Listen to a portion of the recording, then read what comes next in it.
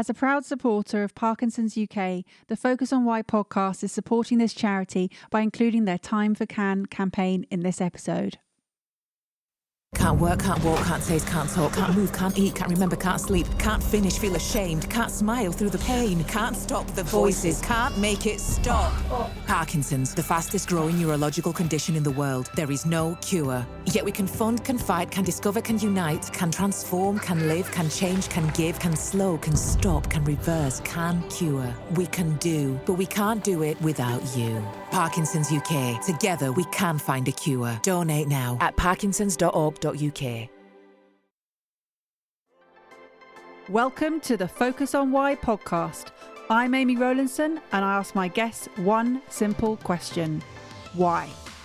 Focusing on the importance of why, I share with you the relatable, uplifting and inspiring conversations I have with people from all walks of life. This podcast will encourage you to focus on your why to enable and empower you to achieve the success you desire. Have a purpose, have a plan, focus on why. Today on the Focus on Why podcast, I am joined by Rachel Maunder. Rachel, welcome. Thank you so much, Amy. I'm very excited to be here. Well, aren't we both? It's just such a great way of sharing your story and sharing why you do what you do. And I think there's a little bit of an extra level to stories today because of what you do. So share with the audience what it is that you spend most of your time doing. Well, more recently, I've narrowed my niche very, very recently, Amy. It's something that's happened during lockdown. What I do now was part of a big plethora of services that I offered. But thanks to my business coach, the wonderful Julie Creffield, the one thing that I offer now is to help speakers find their stories and to craft those into a presentation that has their audience listening from the first moment they open their mouth. Most of the people I work with are what I would call emerging speakers, and many of them don't have what I call the big story. And that's kind of my journey in a sense. When I entered the speaking world, I was very excited. My belly was on fire with wanting to join this wonderful group of people that spoke. And then there was that awful dawning moment when I thought, actually, everybody that does really well at this has a big story. And of course, I didn't have one. So long sort of journey to get to the point where I realized you don't need a big story. You just need to know all the little stories that have lessons for life, really. And why is it that you really want to focus on that?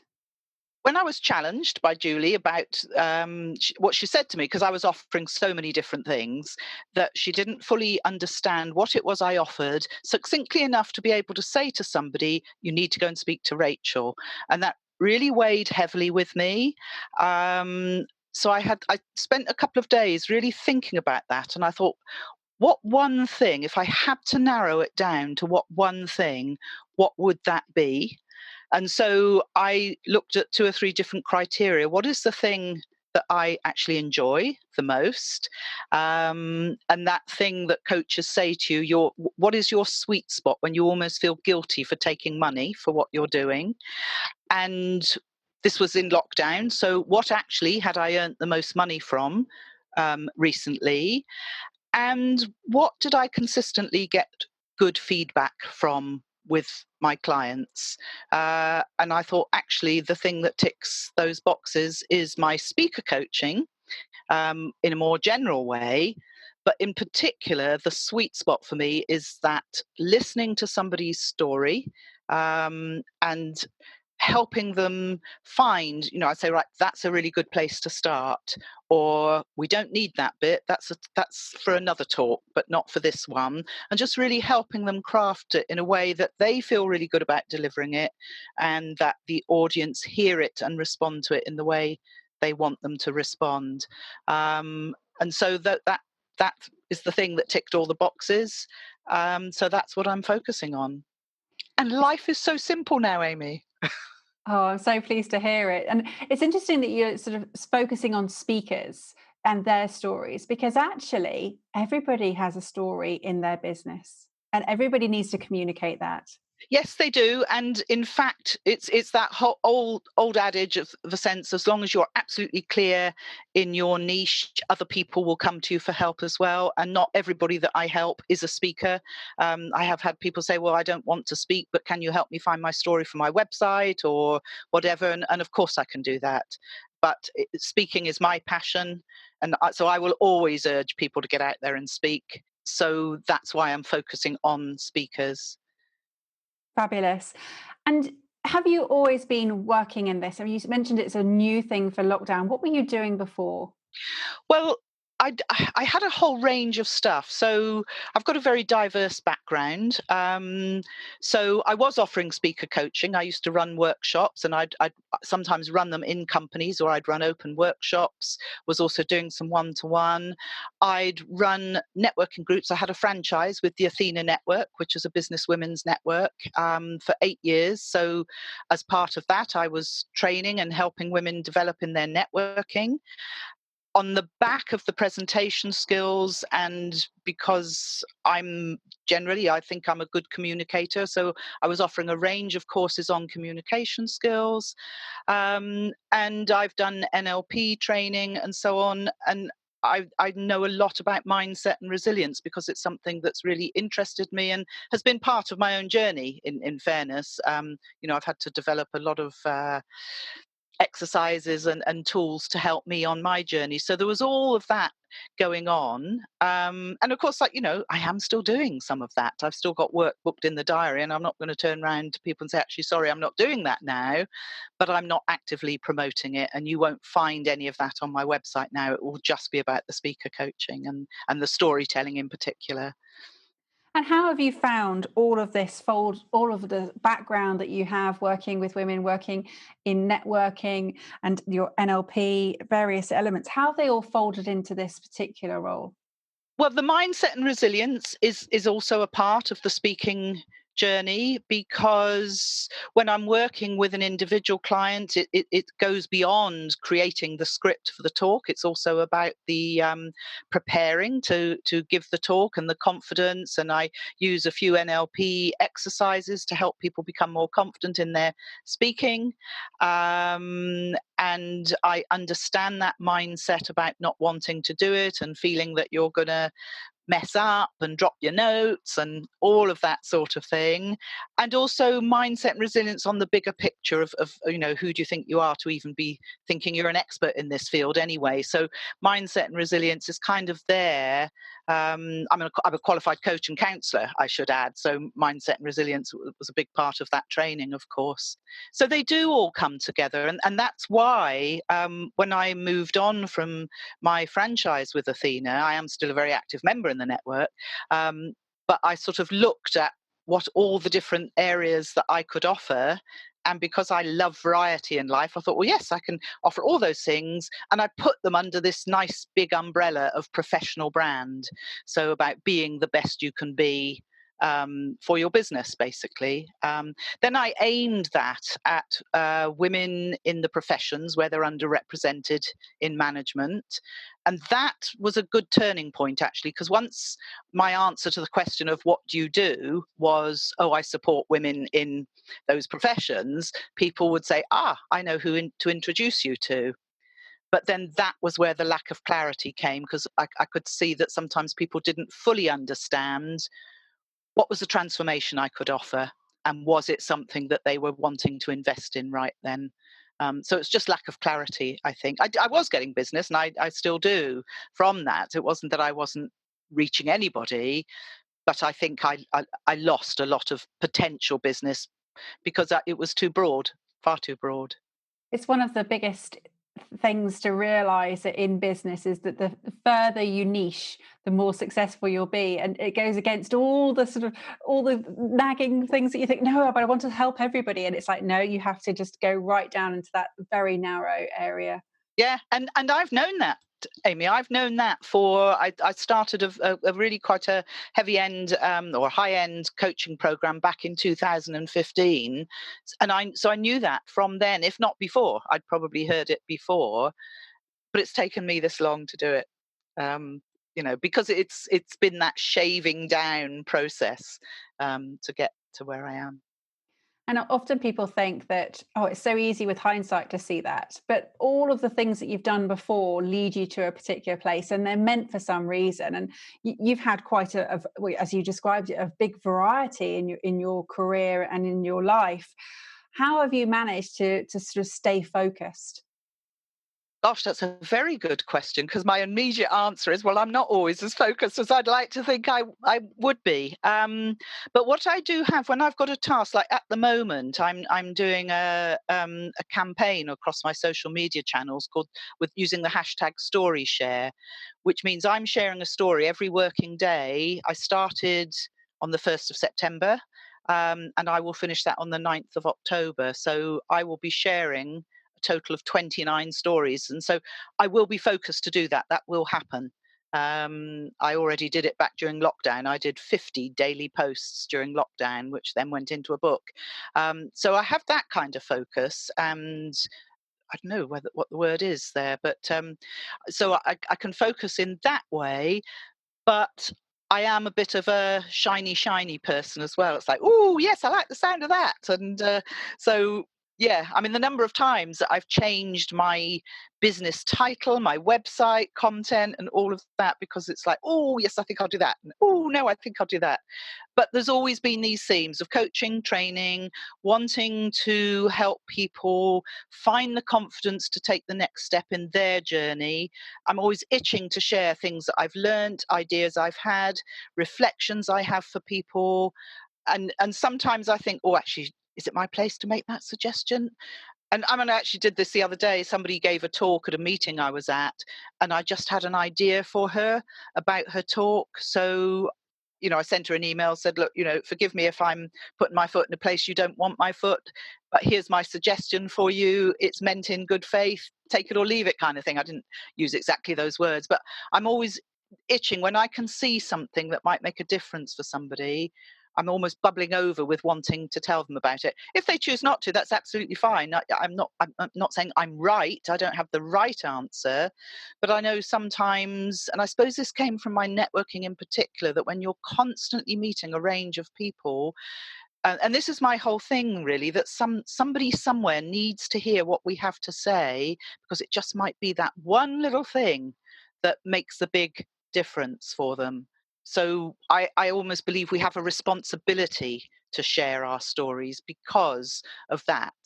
If I had an idea that might help you and I didn't share it with you, who knows? I mean, you may have decided, actually, Rachel, I'd already thought of that, or I don't like that idea. Absolutely fine. But you might think, oh my God, that's brilliant. That's just what I want to do. And off you'll go with it. So who should I be to not give you that idea because I've had it? So I love it, and I love hearing the passion that you've got in this role. It's literally filling the space right now, which is amazing. And I have interviewed several people about stories, and everybody is coming from behind it from a different angle, and it's really interesting because storytelling in our world, in our life, is just so important. It's part of our DNA. We've been doing it for thousands of years. Why storytelling? What does it mean to you?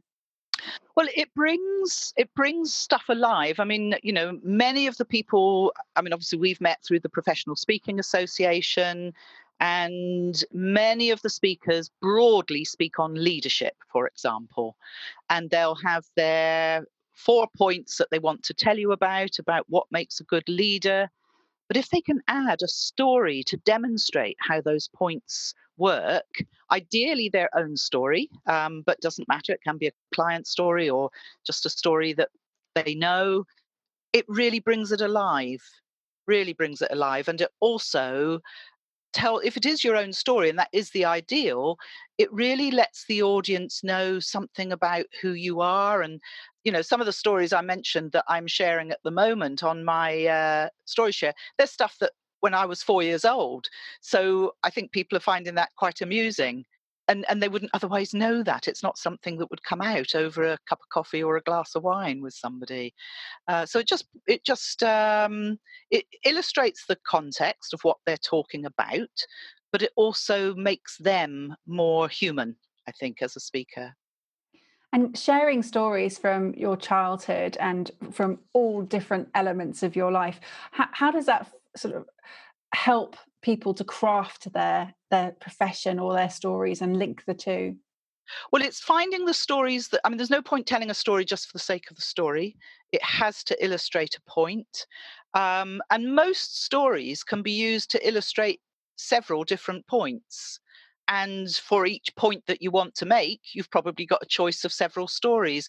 So it's about making the right choice for the audience. So you could essentially give the same talk to 3 or 4 different audiences, but you would choose the stories that are perhaps more relevant to the people in the audience. It may even be that you adapt the points as well, so that that's a one, the audience will engage more because they'll realize that you are speaking to them, that you've taken the time to craft your talk to them rather than just reeling out the talk that you always give, and actually it's not really quite relevant to them in parts.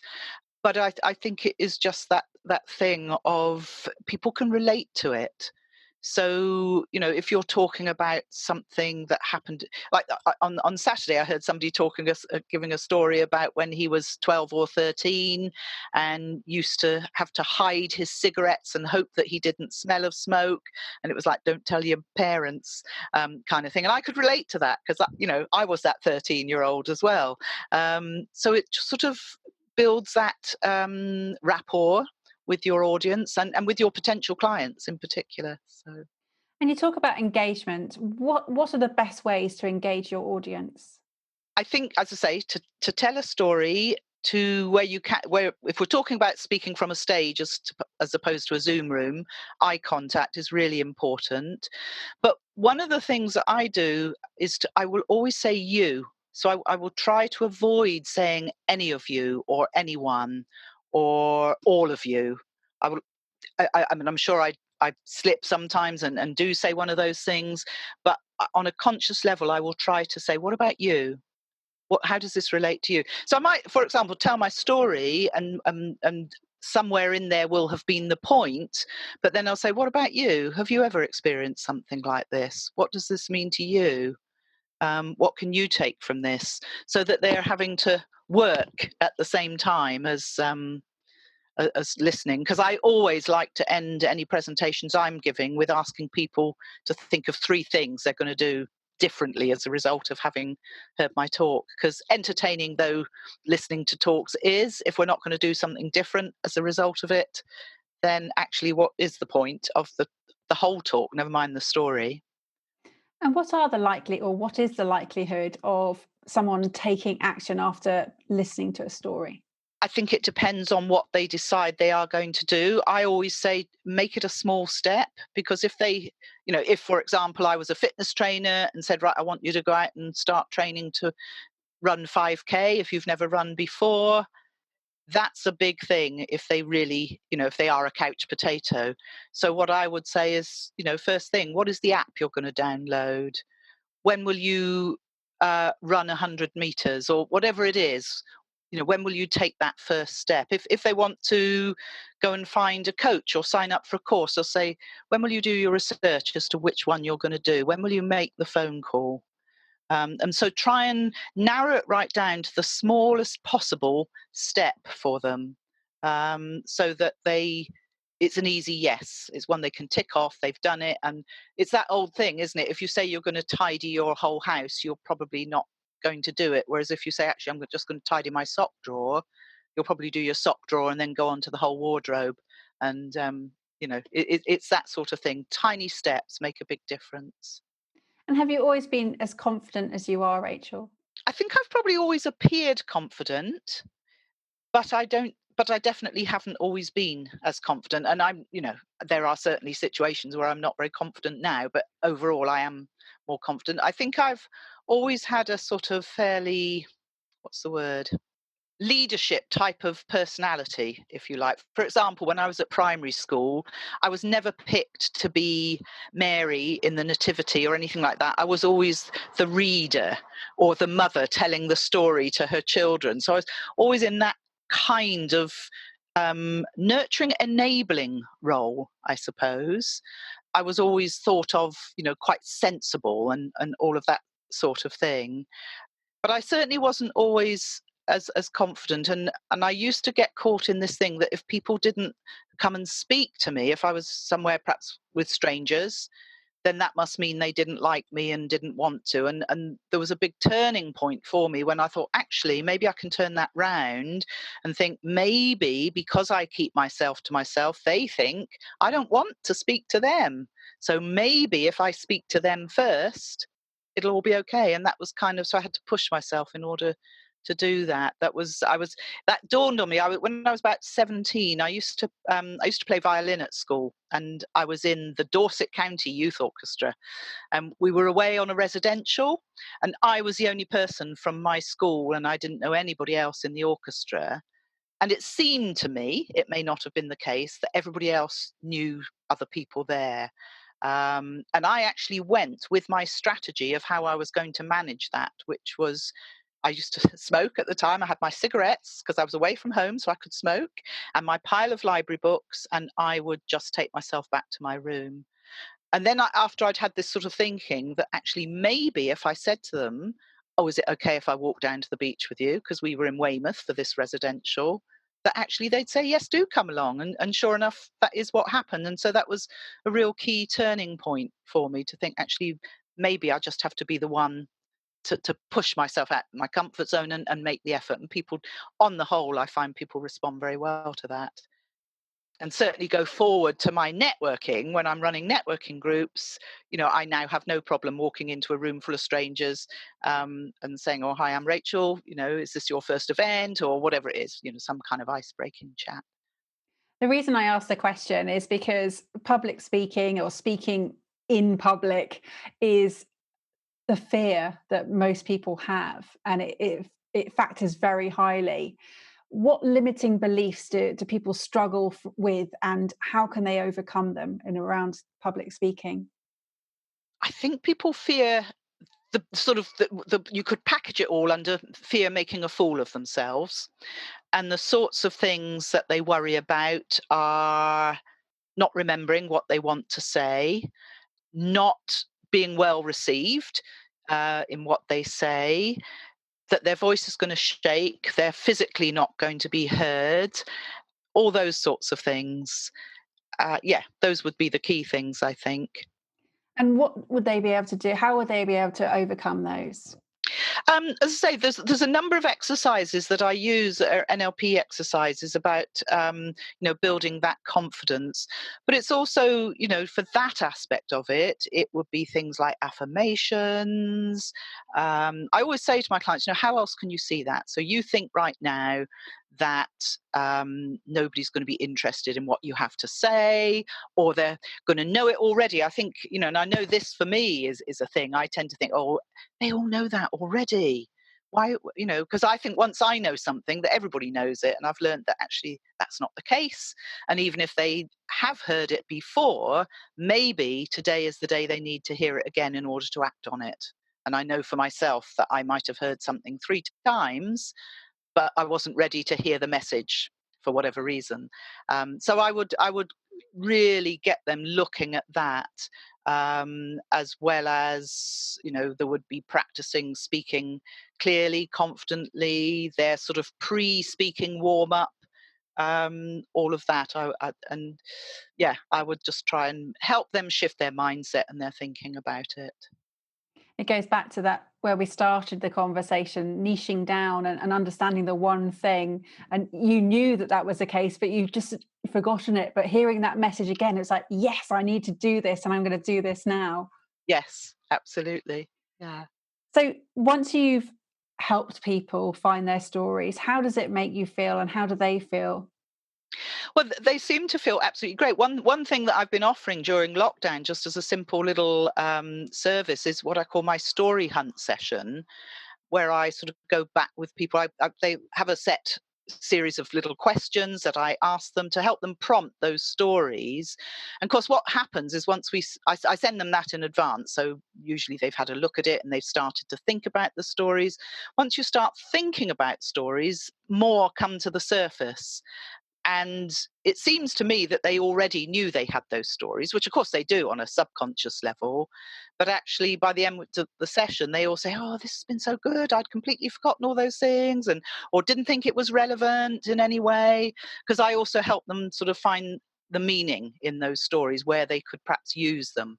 Um, so, yeah, and it's. I think it is that thing of understanding that your story is what makes you unique, and there will definitely be somebody who resonates with that. There will be, of course, there will be people that don't, but we all have to accept that in business, don't we? That people buy from people, and they buy from people that they resonate with and think that is the person to help them, and that's that's life, isn't it? Yeah, Can't absolutely. help And everybody. no, and there's that last point that you made. People buy from people when they know that they're going to be helped, when the solution is right for them, and that is the critical part. So when you listen to other people's stories, what it is they need help with, and so not just crafting your own, but actually knowing the skill and knowing how powerful it is, asking people about theirs. Yes, and it's also how to craft those stories, because generally speaking, if we start the story as, oh, well, when I was such and such, my mum and dad did this and I did that, by the time you've got to that point, you might well have lost your audience. You kind of need to, I describe it as a sort of cliff edge, a cliff hanging moment. Start your story with that. So you've got your audience thinking, sitting, whoa, and they're listening, and then you can take them back. So one of my very first story clients, who I worked with over 2 or 3 years ago now, she's an intuitive healer, and she had a very powerful personal story, and she'd already been speaking. It wasn't confidence in speaking was not her issue. It was getting the most out of this story. And what happened was with her, that she was telling the story right from the beginning.